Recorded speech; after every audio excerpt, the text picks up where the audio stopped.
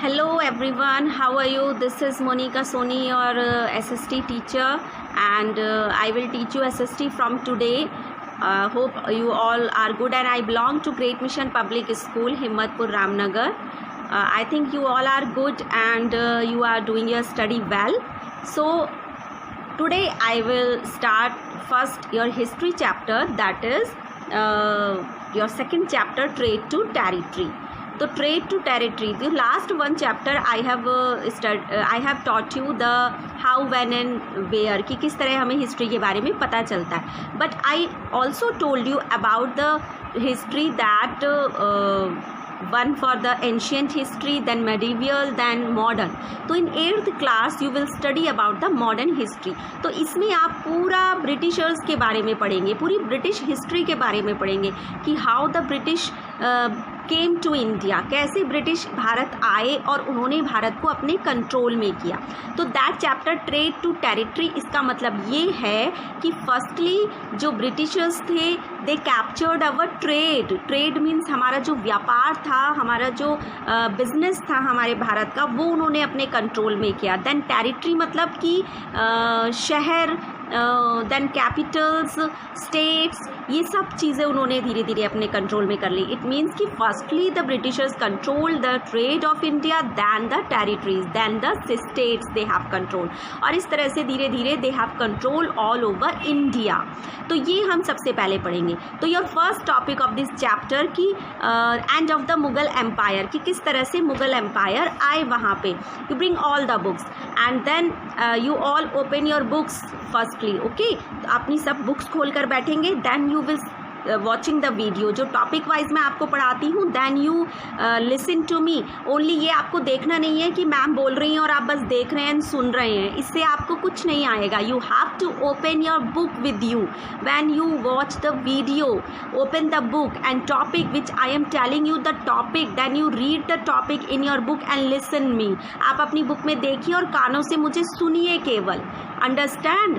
Then you can understand the chapter. You take the pencil with you या highlighter आप अपने साथ रखिए, and then you underline the things. आपको सारी लाइंस अंडरलाइन करनी है कि जो मैम ने पढ़ाई हैं. Okay, and between the video I will ask the questions also, that you will give the answer after watching the video on WhatsApp, and then all the students should reply my questions. Okay, I will tick in my diary. तो your first topic is की end of the Mughal empire. आपने 7th में Mughal empire के बारे में पढ़ा था. तो मुगल एम्पायर जब एंड हुआ, आफ्टर दैट ब्रिटिश एम्पायर के, क्योंकि उन्होंने धीरे धीरे धीरे मुगल्स को हटा दिया भारत से. ठीक है, with the help of these big army. उनके पास बहुत पावरफुल आर्मी थी ब्रिटिशर्स के पास. तो कैसे हमारा एंड हुआ मुगल एम्पायर की? औरंगजेब जो हमारे लास्ट रूलर थे मुगल्स के, they were powerful he was the very powerful Mughal ruler. वो बहुत ज़्यादा पावरफुल मुगल रूलर था हमारा Aurangzeb, but he was the last Mughal ruler.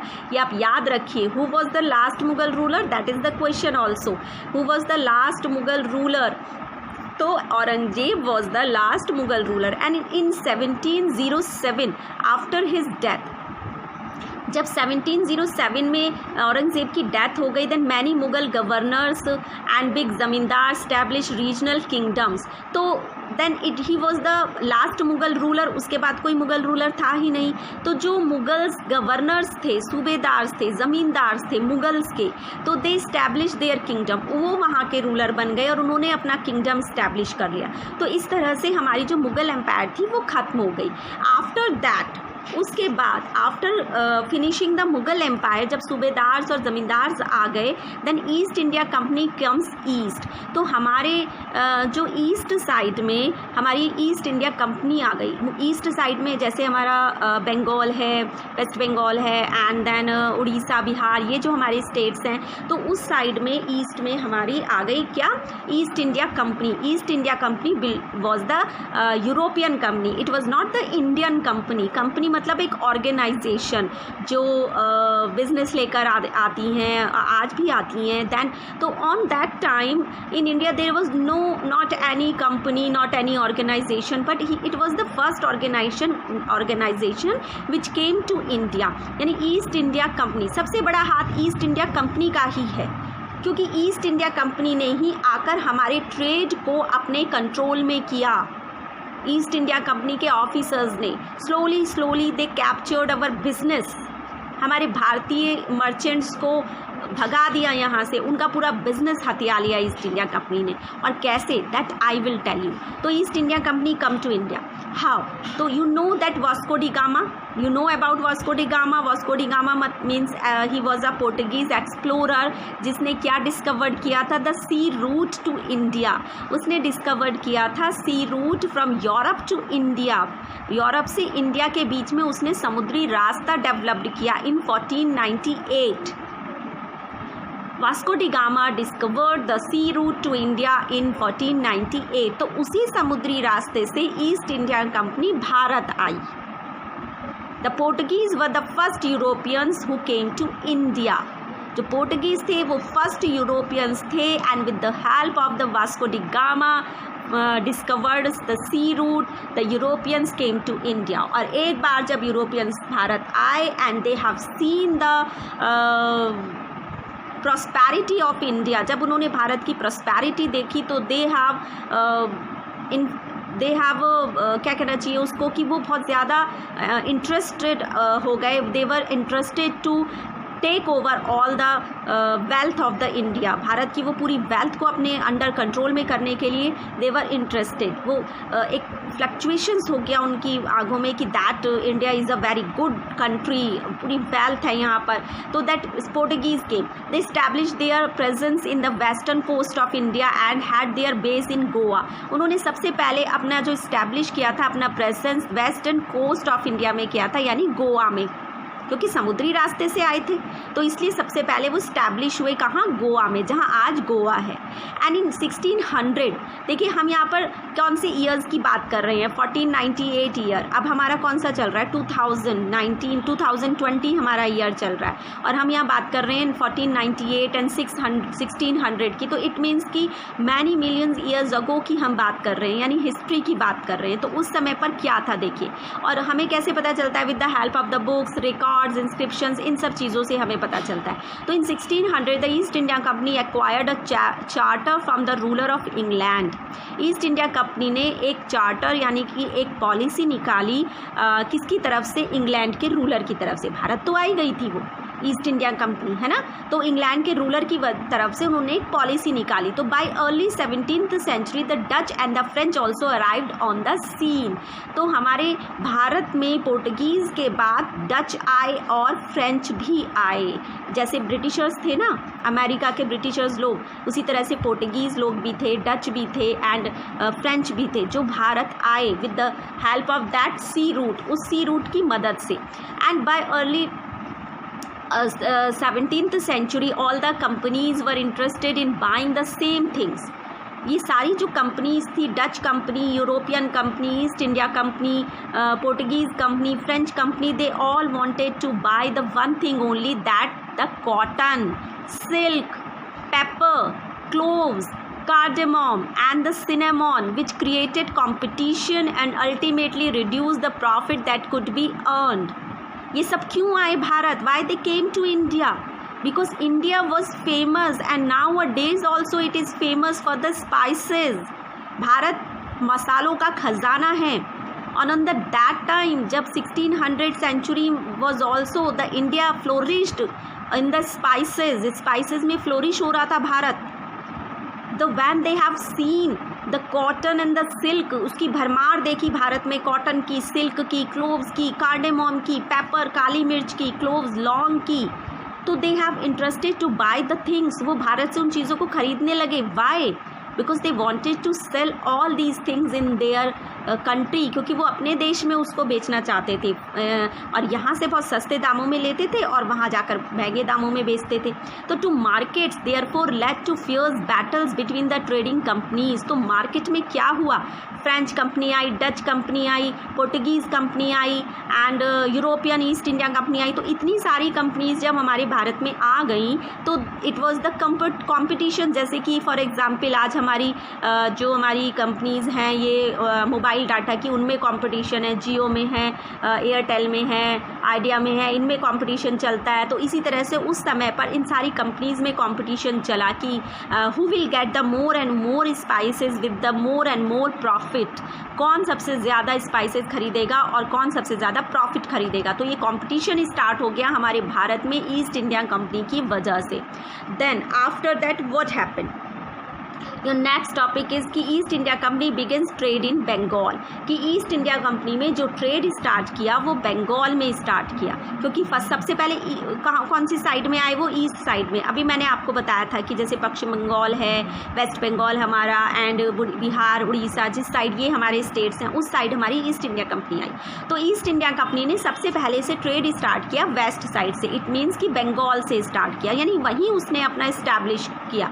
The first English factory was set up on the bank of the river Hooghly in 1651। तो here firstly तो I will ask you one question, यहाँ मैं आपसे एक question पूछूंगी, which answer you will give me after watching the video on the your class WhatsApp। Okay, तो आपका question है कि that who was the last ruler of Mughal emperor, Mughal ruler में कौन लास्ट रूलर था, एक क्वेश्चन तो ये हो गया आपका। Then who was Vasco da Gama and who was Vasco da Gama and what he had discovered, Vasco da Gama कौन था और उसने क्या डिस्कवर किया। तो these two question I am asking you, which answer you will give me after watching the video, I will see your reply। Okay, तो your next topic is कि East India company begins trade in Bengal. तो firstly East India company ने सबसे पहले जो factory establish की that on the bank of Hooghly river in 1651। Year याद रखिए, हुगली रिवर के बराबर के पास में उसने ईस्ट इंडिया कंपनी ने अपनी फैक्ट्री सेटअप की, जो किस ईयर में की, 1651 में। एज अ ट्रेड एक्सपेंडेड, क्योंकि उसने अपना व्यापार फैलाने के लिए भारत में, the company persuaded merchants and traders to come and settle near the factory. तो उसने क्या किया, कंपनी ने उसने भारत के जो हमारे मर्चेंट्स थे और ट्रेडर्स थे उनको बुलाया उस फैक्ट्री के आसपास और उनको वहीं पर सेटल करने के लिए कहा। क्यों, कि उनसे चीज़ें लेकर उस फैक्ट्री में वो उत्पादन कर सकते हैं, प्रोडक्शन कर सकते हैं, है ना, तो मार्केट का पैसा बचेगा। Then in 1696 it began building a fort around the settlement। अब ईस्ट इंडिया कंपनी ने तो धीरे धीरे अपने पाँव जमा लिए, उन्होंने फैक्ट्री इस्टेब्लिश की। After that they establish a fort, उन्होंने अपना एक किला भी इस्टेब्लिश किया इन 1696 उस फैक्ट्री के आसपास। एंड 2 year लेटर, 2 साल में ही the company gain the zamindari rights over 3 villages. अब जैसे जैसे उन्होंने ट्रेड को अपने कंट्रोल में किया, then slowly they have control the zamindars and subedars, and then they have gain the 3 villages की ज़मींदारी राइट्स उनको मिल गए। देखिए ईस्ट इंडिया कंपनी को 3 गाँव की ज़मींदारी मिल गई। तो उन्होंने ट्रेड स्टार्ट किया, फैक्ट्री बनाई और धीरे धीरे क्या कंट्रोल करने चले गए, वो धीरे धीरे ज़मींदारी सिस्टम कंट्रोल कर लिया। अब देखना आगे क्या करते हैं, आगे पूरे भारत को अपने कंट्रोल में कर लेंगे। तो one of the village was Calicut, पहले एक विलेज उसमें कालीकट भी था, later came to be known as Kolkata, जिसका नाम कोलकाता पड़ा। तो उसमें सबसे पहले हमारी ईस्ट इंडिया कंपनी ने कोलकाता को अपने कंट्रोल में किया, जिसको हम कालीकट कहते थे उस समय पर in the 17th century। Okay, तो how trade led to battle, तो किस तरह से हमारा जो ट्रेड था वो बैटल में कन्वर्ट हुआ। Battle, do you know what is battle? Battle means लड़ाइयाँ। तो लड़ाइयों में किस तरह से हमारा जो ट्रेड था वो कन्वर्ट हुआ। How trade led to battles, कैसे? तो after the death of the Aurangzeb, मैंने पहले ही आपको बताया कि औरंगजेब की डेथ के बाद ईस्ट इंडिया कंपनी आई। The Bengal nawab asserted their power and autonomy. तो after the death of the Aurangzeb, जो बंगाल के नवाब हुआ करते थे उस समय पर, क्या होते थे, बंगाल के ना नवाब होते थे, कि औरंगजेब के बाद जैसे कि कोई ज़मींदार आ गए, सूबेदार आ गए, तो वो नवाब बन गए। मतलब वो राजा तो नहीं होते थे, बट नवाब की उनका ही रूल रेगुलेशन चलता था बंगाल में। तो जो नवाब थे, they lost their power under the East India company. East India company ने उनकी पावर को अपने कंट्रोल में कर लिया। कैसे? फर्स्टली उनका ट्रेड कंट्रोल में किया और उनको लालच दिया। These nawabs were the greed greediness, बहुत ज़्यादा ग्रीडीनेस थी उनमें, लालचपन था, तो उनको पैसों का लालच दिया and then they gain their power, उन्होंने उनकी पावर को अपने कंट्रोल में किया। तो इस तरह से धीरे धीरे धीरे पूरे बंगाल को उन्होंने अपने कंट्रोल में कर लिया। Then the Bengal in after the death of, जैसे मुर्शिद कुली खान थे, Murshid Quli Khan, he was the Bengal of the he was the nawab of the Bengal, तो he was the puppet of the East India company's hand. Puppet मतलब वो कठपुतली थे ईस्ट इंडिया कंपनी के हाथों की। And then they given all the power to the company's officers, all the power, सारी powers उन्होंने कंपनीज के ऑफिशियल्स को दे दी। तो दिस टाइप इस तरीके से जो ट्रेड था वो बैटल्स में कन्वर्टेड हो गया। अब आगे जो आप नेक्स्ट वीडियोस में देखेंगे उसमें मैं आपको बैटल ऑफ प्लासी पढ़ाऊंगी। बैटल ऑफ प्लासी मतलब कि प्लासी में क्या लड़ाई लड़ी हमारे ब्रिटिशर्स ने।